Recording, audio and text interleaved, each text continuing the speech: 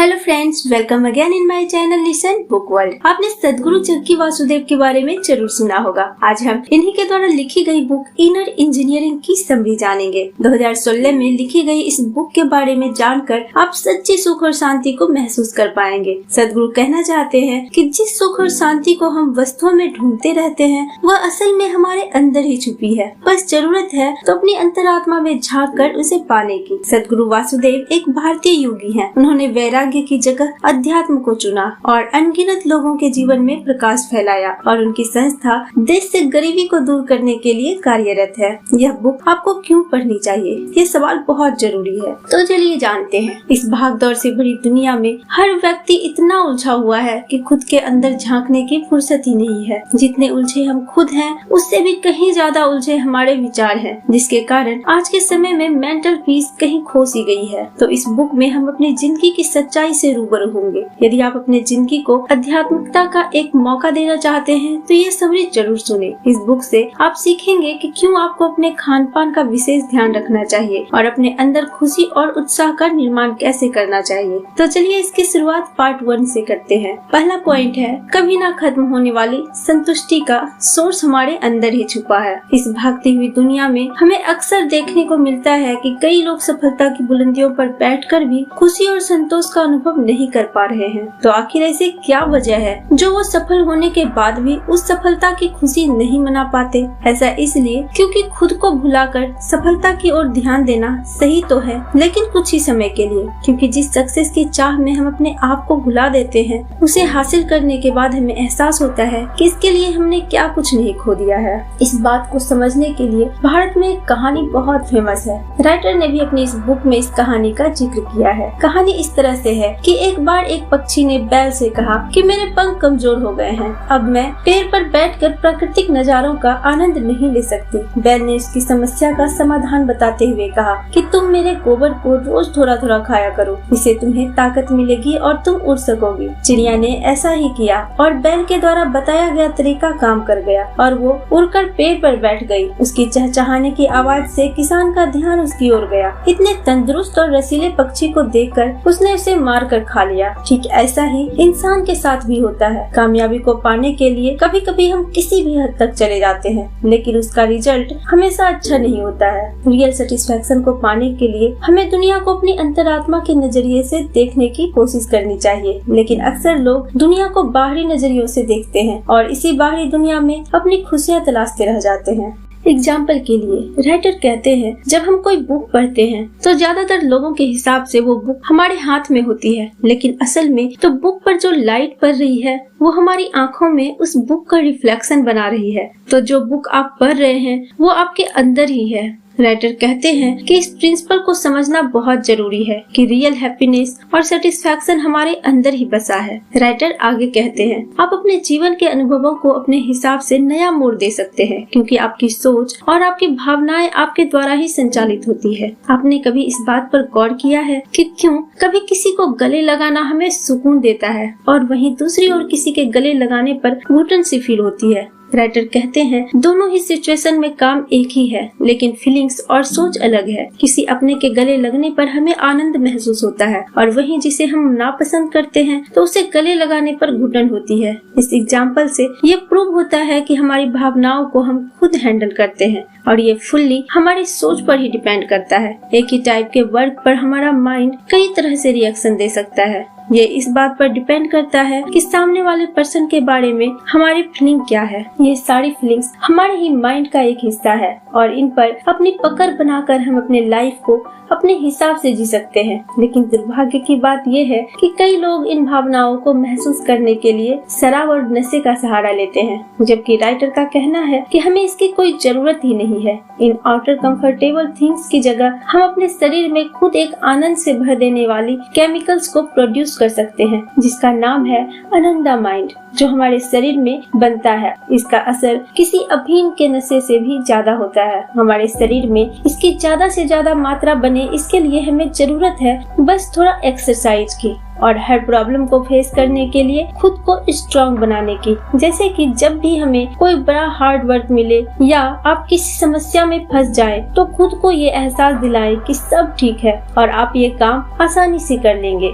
हमारे देश के योगियों और साधुओं ने इसी हैप्पी केमिकल्स को ध्यान और साधना के जरिए अपने अंदर बनाने के महारत हासिल कर ली है, इसलिए वो असीम सुख और संतुष्टि का आनंद लेते हैं। आगे है, ज्यादातर लोग भावनाओं में बहकर जीवन के रास्तों का चुनाव करते हैं, जबकि इन रास्तों का चुनाव हमें पूरे होशो हवास में करना चाहिए। ज्यादातर लोगों की आदत होती है कि जो बात उन्हें दर्द और दुख की अनुभूति कराती है वो उनको खुद ही भूलना नहीं चाहते और उसकी कहानी बार बार अपने दिमाग में दोहराते रहते हैं। जैसे कि अगर किसी के साथ हमारा कोई रिश्ता टूटा हो तो हम महीनों और बरसों उसे याद करके खुद को दुखी करते रहते हैं। कई लोगों की तो ऐसी आदत ही होती है कि उनके दिमाग में बस जिंदगी की दर्द भरी कहानियां ही चलती रहे, जबकि जिंदगी के प्रति हमारा नजरिया पॉजिटिव होना चाहिए। बीती जिंदगी की अच्छी यादें लेकर नई राह अपनाना ही जिंदगी है। राइटर कहते हैं कि वो एक ऐसी लड़की को जानते हैं जिसने अपने जीवन के कड़वे अतीत से बहुत कुछ सीखा और सेटिस्फैक्शन पाने की राह पर चल पड़ी। इससे पहले उस लड़की की कहानी जानते हैं। उस लड़की और उसके भाई को नाजियों की सेना ने सेकेंड वर्ल्ड वॉर के टाइम उसके फैमिली से अलग कर दिया था। वो लोग उन्हें रेलवे स्टेशन ले गए और ट्रेन में बैठने को कहा। इसी दौरान उसके भाई ने खेलते हुए अपना जूता खो दिया। गुस्से में उसने अपने भाई को खूब मारा और बहुत बुरा भला कहा, लेकिन वो आखिरी दिन था जब उसने अपने भाई को देखा। बाद में तो बस उनके मरने की ही खबर आई। इस सदमे से टूट के बिखरने की बजाय उसने ये सीखा कि जीवन बहुत छोटा है, क्या पता कब आप किसी से आखिरी बार मिल रहे हो। इसलिए सबसे मुस्कुरा कर मिलिए ताकि बाद में किसी तरह का पछतावा न रह जाए। इस सीख ने उस लड़की की जिंदगी बदल दी और इस बदलाव से उसे इनर पीस की अनुभूति हुई। चलिए चलते हैं अगली पॉइंट पर। जिम्मेदारियाँ आपकी आजादी को और बढ़ा देती है। जब हम जिम्मेदारियों के बारे में सोचते हैं तो हमारे मन में सबसे पहले ये बात आती है कि जिम्मेदारियां हमें बंधनों में बांध देती है, इसलिए लोग जिम्मेदारियां उठाने से डरते हैं। लेकिन इसके अपोजिट राइटर कहते हैं कि जिम्मेदारियां तो हमारे जीवन में ऑप्शंस को बढ़ा देती है। इसे एक एग्जाम्पल से समझते हैं। मान लें आपको वर्ल्ड टूर पर जाना है और आप अकेले बिना किसी जिम्मेदारी के हैं, तो आपके पास एक ही ऑप्शन है। लेकिन अगर आपके पास फैमिली की भी जिम्मेदारी है तो आपके पास ढेरों ऑप्शंस हैं। जैसे आप उन्हें भी अपने साथ ले जा सकते हैं या उनके साथ ही घर पर रुक सकते हैं या अकेले जा सकते हैं। तो आपको इतने सारे ऑप्शंस में से चुनने की आजादी मिल जाती है। जिम्मेदारियों से पीछा छुड़ाने से अच्छा है कि उन्हें निभाना सीखें, क्योंकि जरूरी नहीं है कि जिम्मेदारियां आपके बोझ को बढ़ाए, बल्कि इसके होने से व्यक्ति ज्यादा अनुशासित और सही डिसीजन ले सकता है। जीवन की सच्ची पहचान जिम्मेदारियों से ही आती है और बिना इसके जीवन पॉइंटलेस हो जाता है। इसको निभाने की बात सिर्फ फैमिली तक ही सीमित नहीं होती, बल्कि देश और समाज के लिए भी हमारी कई जिम्मेदारियां हैं। जब देश के किसी कोने में कोई तूफान या बाढ़ जैसी कोई समस्याएं या आपदाएं आए तो हाथ पर हाथ रखकर बैठने की बजाय हम कोशिश कर सकते हैं मदद करने के तरीके को ढूंढने की। अगर आप पूरे जतन से कोशिश करने के बाद भी मदद का जरिया नहीं ढूंढ पाते तो भी कम से कम आपके दिल में कोशिश करने का सुकून तो रहेगा। इसलिए राइटर कहते हैं कि जिम्मेदारियों को निभाने के प्रयास में जितना थकान होती है उससे कहीं ज्यादा सुकून उन्हें निभाकर सेटिस्फाइड होने में होती है। अगला पॉइंट है इनलाइटमेंट, यानी ज्ञानोदय के लिए शरीर, दिमाग, भावनाओं और ऊर्जा का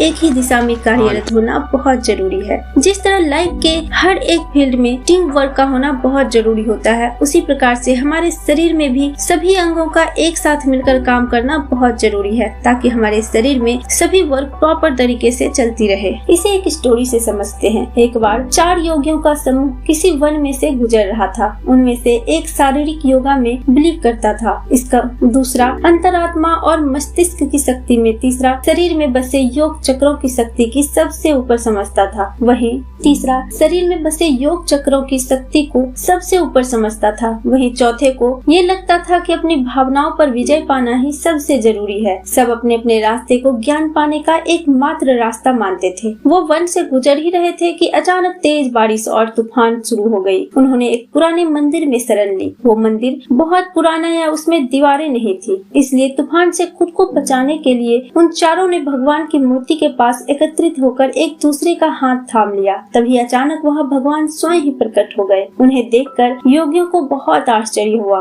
एक ने पूछा, हम सारी जिंदगी आपकी उपासना करते रहे, तब तो आपने दर्शन नहीं दिया, तो आज कैसे प्रभु?